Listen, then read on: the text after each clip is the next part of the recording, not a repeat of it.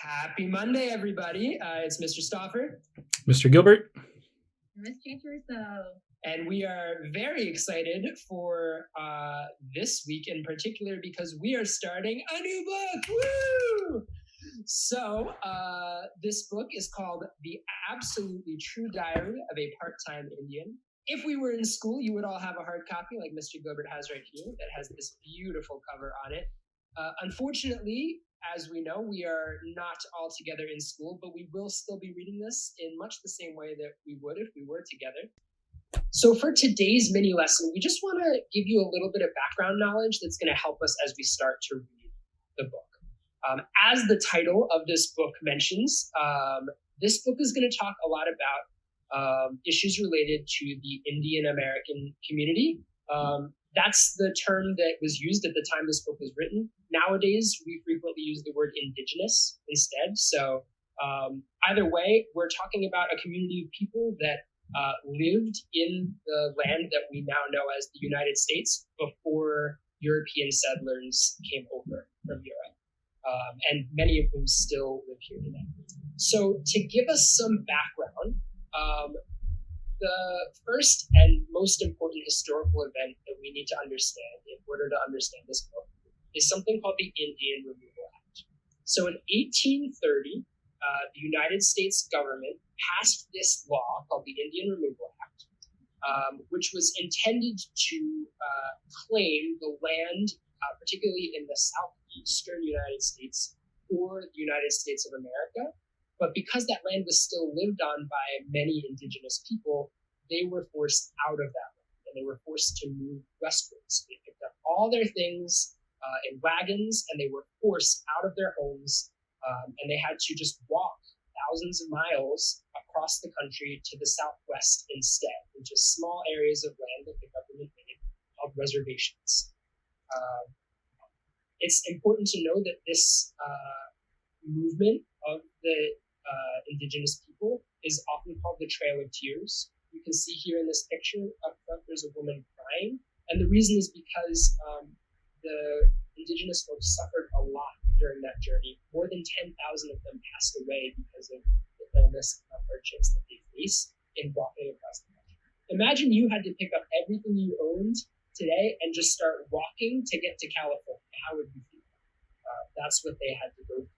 So it's important that we understand that action that the American government took has impacted the Native American community and still has impacts on their lives today because many American Indians still live in these areas called reservations.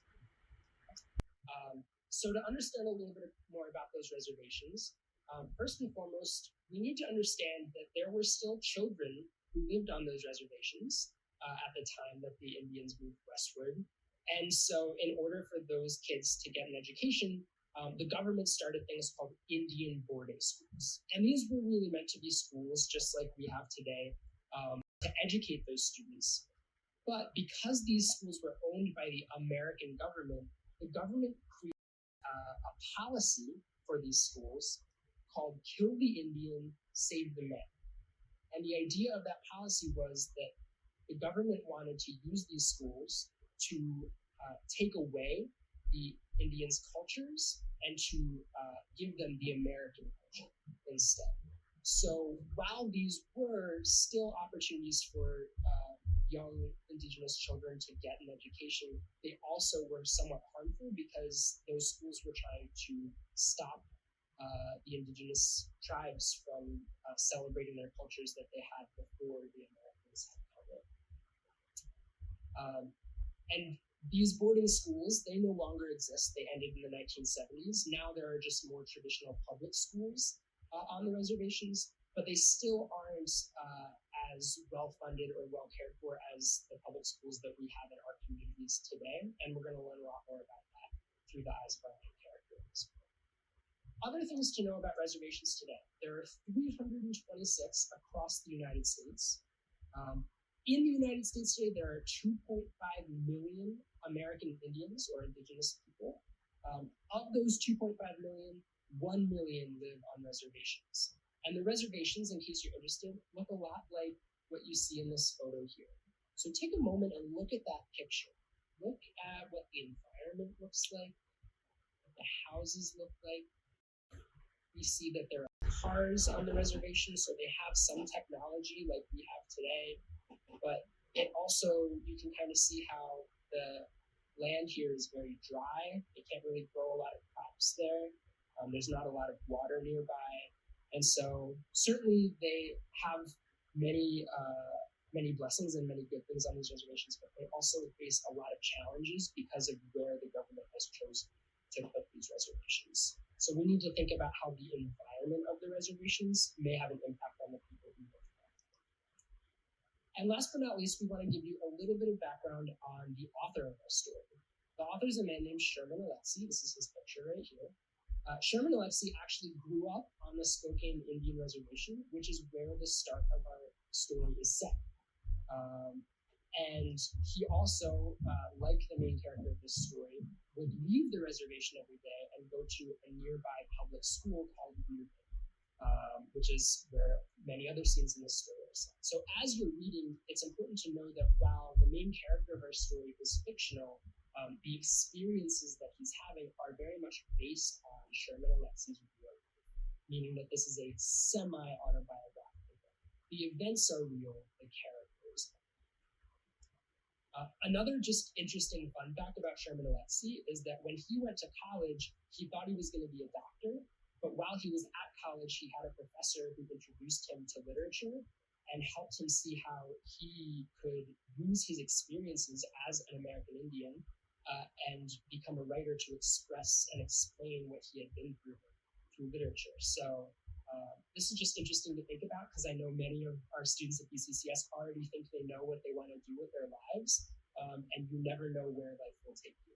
Sherman Alexie is a great example of that. And last but not least, he still lives in Seattle today. So he doesn't live on the Spokane Reservation anymore, but he lives very close nearby. And he still does a lot of work with the community that he grew up in. So now that we have all this background knowledge, we're really ready to get started on this book. Before we delve in, like we did with Roll with Thunder, we just want to give you a little bit of a preview of some of the themes you might see come up. Because this book has a lot of parts that are really funny and really heartfelt. There's also some things in this book that are scary or hard to read about and may actually relate to experiences that we or some of our classmates have had.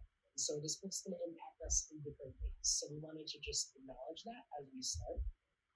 Some of the challenging topics you can expect to read about in this book include sexuality, race and culture, bullying and violence, both physical violence, but also verbal violence. There are some words that are used, just like in Roll of Thunder, that we don't want to say out loud because they impact people in different ways.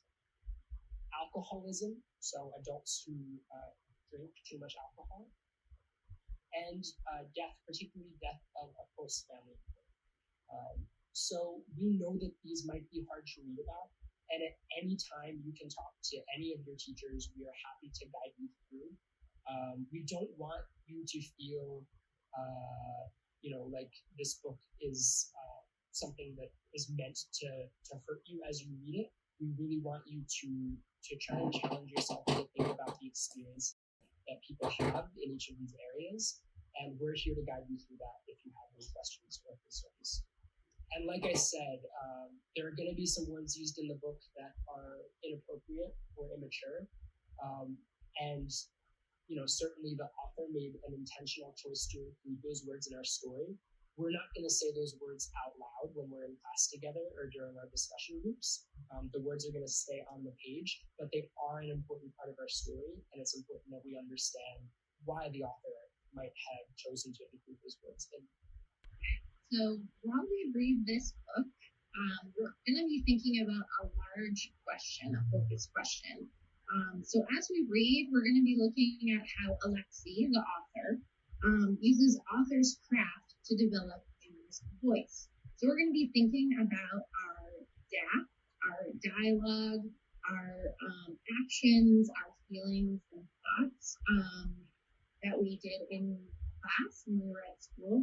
So we're going to be thinking about those four components and how Sherman Alexie uses those components to develop Junior's voice. And Junior is the main character of the book, and we hear the story through Junior's voice. But we're not only going to think about what he says on the page, but how the author develops that character. So what you can expect while we're working through this unit and reading this book together. Each week, you're going to read approximately 30 to 40 pages per week. Now, you might be thinking, oh my gosh, that's a lot of pages, but it's actually only about 8 pages per day. So if you read a little bit each day, it won't feel like a lot.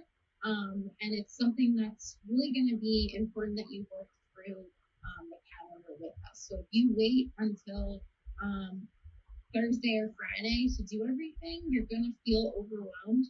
But if you take the time to work through the schedule that we've created by watching this video and then reading the pages assigned, it'll feel very manageable for you. The office hours that we offer each week, twice a week, are going to be opportunities for you to read with your classmates and teachers in groups. So you can log in during those office hour times and listen to the assigned reading with your teachers and your class. One of the expectations we're asking you to do as you read is you're going to make one annotation per chapter. Now that's something that's going to be worth 5 points for each. There are 30 chapters in this book, so that's a total of 150 habits of work points. Now you might be thinking, wow, 30 to 40 pages per week, 150 points, this feels like a lot. But remember, it's 30 chapters, so you're going to be doing this over a long period of time, and we're chunking it out so that each day is a small piece of a larger picture. So as you work through each chapter, reading those pages, making that one annotation, when we finish the book and we end our unit, you'll be perfectly prepared for our final writing assignment. And we've done this in the past where we pull information in some sort of a quote catcher or tracker or response. And then at the end of our unit, we use all of those things we worked on to make something great at the end. So remember that each day will give you a piece to work on, and that will build up to your preparation on that final writing.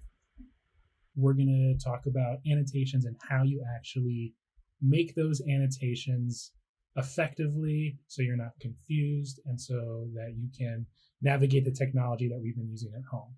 So what we're going to do is that when you read your chapter, you're going to pull up the Google Doc that will have the chapter in it. In that Google Doc, you can read that chapter.